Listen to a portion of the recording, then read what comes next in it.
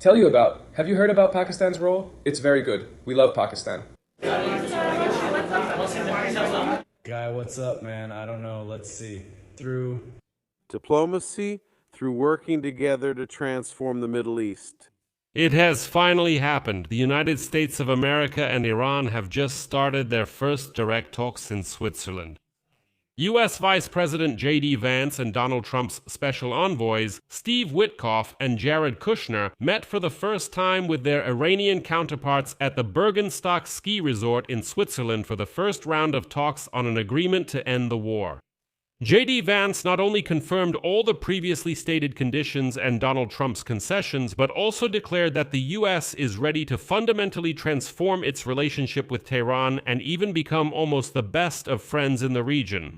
The main topic of discussion today is strengthening the ceasefire regime in Lebanon and possibly Iran's nuclear program. But Tehran has already made it clear that first we'll discuss the ceasefire in Lebanon, lifting sanctions, unfreezing Iranian assets, and then maybe everything else, but definitely not now.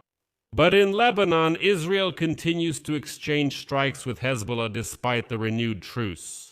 Well, the Strait of Hormuz is once again closed by the Iranians, although the U.S. military insists that traffic in this key waterway continues despite all of Iran's statements about closing the strait. But J.D. Vance suddenly said at a meeting with the Iranians today that they are continuing to work on opening the strait, so whether it's closed or open, we'll figure it out in this episode.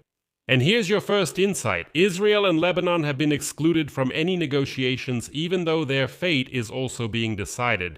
But the Israeli defense minister has already stated that Israel will not withdraw its troops from Lebanon despite all of Trump's deals with Iran. And now Trump is once again threatening strikes against Iran. We'll also discuss why in this episode. So, on Sunday, June 21, the U.S. Vice President, along with Witkoff and Kushner, met with the Iranians for the first time in Bergenstock, Switzerland, where the first round of talks on an agreement to end the war is taking place. The point is, this is the first meeting in a whole series of meetings that will take place for at least 60 days until the parties sign a new nuclear agreement to limit Iran's nuclear program. In general, this is kind of a long-term prospect, and from the very start, it became clear today that these will be very difficult negotiations. J.D. Vance made it clear at the start of the press conference before the meeting began that relations with Israel are very complicated right now. Vance refused to answer the question about what message he would like to convey to Israeli Prime Minister Benjamin Netanyahu.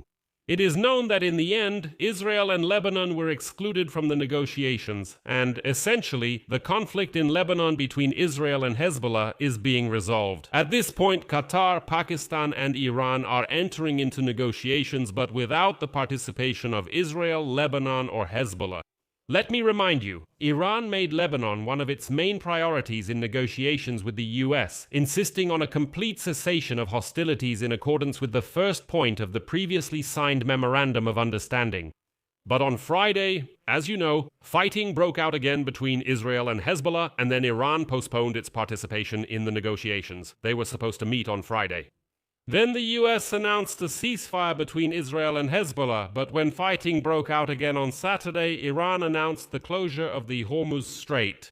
And here it is very important to note that Netanyahu tried in every possible way to separate the fighting in Lebanon from the U.S. ceasefire agreement with Iran, but it didn't work out.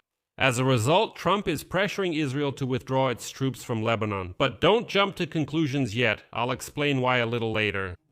Although, well, due to attacks by Hezbollah militants just in the last 24 hours, 5 Israeli soldiers have been killed. In response, the Lebanese authorities claim that since the agreement was signed a few days ago, dozens of people have been killed in Lebanon as a result of Israeli strikes. As a result, Trump plans to meet with representatives of Israel and Lebanon at the end of the week, apparently just to inform them about what was agreed upon with the Iranians. But Trump may face some really big problems in negotiations with Iran.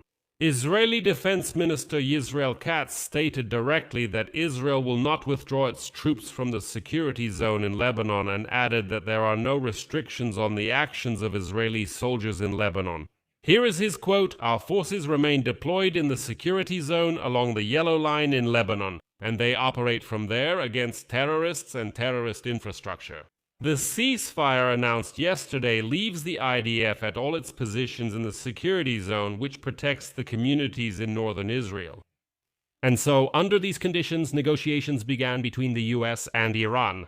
Today, J.D. Vance and White House envoys Stephen Witkoff and Jared Kushner first met with the Prime Minister of Pakistan, then with the Prime Minister of Qatar, and then with Iran through Pakistan's top general, who acts as a mediator in the negotiations between the US and Iran, the same one who flew to Tehran and personally met with representatives of the Islamic Revolutionary Guard Corps. Shortly after that, an Iranian delegation led by the Speaker of Parliament Mohammad Bakr Ghalibaf and Foreign Minister Abbas Araghchi held a similar meeting with mediators from Pakistan and Qatar. Only then did the trilateral meeting with Qatar occur. And this is where the inconsistencies began. The United States of America, as you know, has already stated that the Hormuz Strait is open despite Iran's statement to the contrary. And while speaking to journalists in Switzerland, J.D. Vance suddenly states, quote, "The U.S. is now working not only on opening the Hormuz Strait or stopping Iran's nuclear program, but also on changing its relationship with this country. The question is whether we can start over with a clean slate, whether we can change relations in the Middle East forever, or if we will have to return to the old ways, which we don't like, but is certainly possible." So basically, Vance was literally saying just yesterday that the Hormuz Strait has been open for a long time, and Trump said that it's been open for many weeks, we just didn't notice it. And now today, Vance is saying that they are working on opening it. Later, Vance added a public message from Donald Trump, in which he told the Iranians that he hopes for a strong friendship and partnership with those whom Trump himself, just 3 months ago, was calling terrorists and the Iranian regime, and so on and so on. And now J.D. Vance is saying today, quote, "Never before have the Iranian and American leadership met at such a high level. President Trump asked us to start everything from scratch, to transform our relationship with the people of Iran and to extend a helping hand that says to the people of Iran, if your leadership is ready to give up being a source of regional instability, if it is ready to give up its long-term nuclear weapons ambitions, then the United States is ready to fundamentally change our relationship with this country. That is certainly our goal. In the past few hours, we have already made significant progress, and I expect that in the coming hours, we will achieve even more progress." As a result, J.D. Vance called the meeting historic, but has not provided many details yet. And interestingly, when Vance was holding a press conference with the Pakistanis, the Iranian Foreign Minister Abbas Araghchi was also in the room at the same time.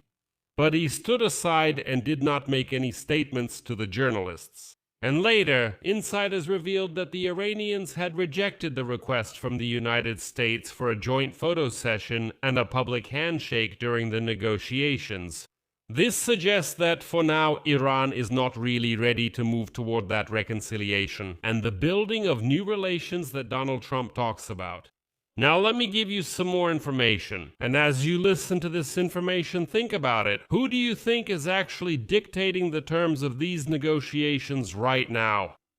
The representative of Iran, Abbas Araghchi, stated even before the meeting that the negotiations would focus on a ceasefire in Lebanon, on the exemptions that the US pledged to provide to Iran for selling oil, in simple terms, lifting the sanctions, and on the issue of Iran's frozen assets, which is exactly what happened during the negotiations.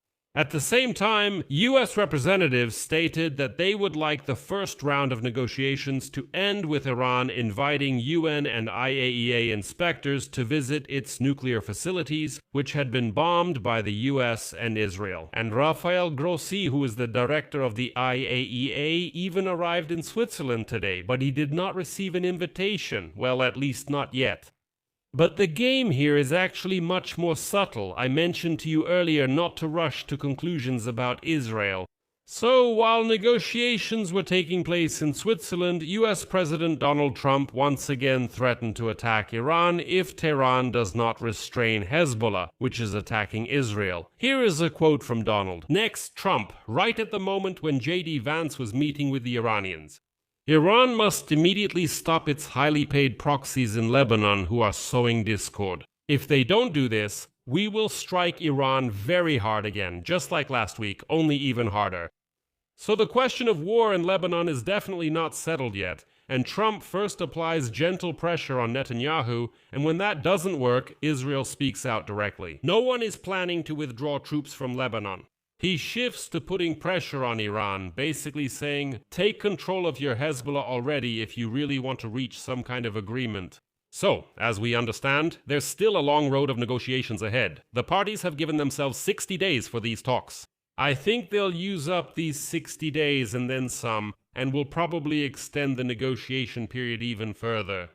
I'll leave it at that for now, friends. Friends, I want to tell you that I've created a private community called Peachy Insight where we discuss various topics together. There you'll find content not posted on YouTube and I answer your personal questions. And there, for example, we discuss which topic to choose for the next episode here on YouTube. You can join this community through the Patreon platform. The link to it is in the description of this video. And there you can also find links and details on how you can make a one-time contribution to support the work of this YouTube channel. I will be grateful for any support you can give. Subscribe to the channel, give it a like, and hit the bell icon. You know what to do. That's all for now. Take care of yourselves. Bye, everyone.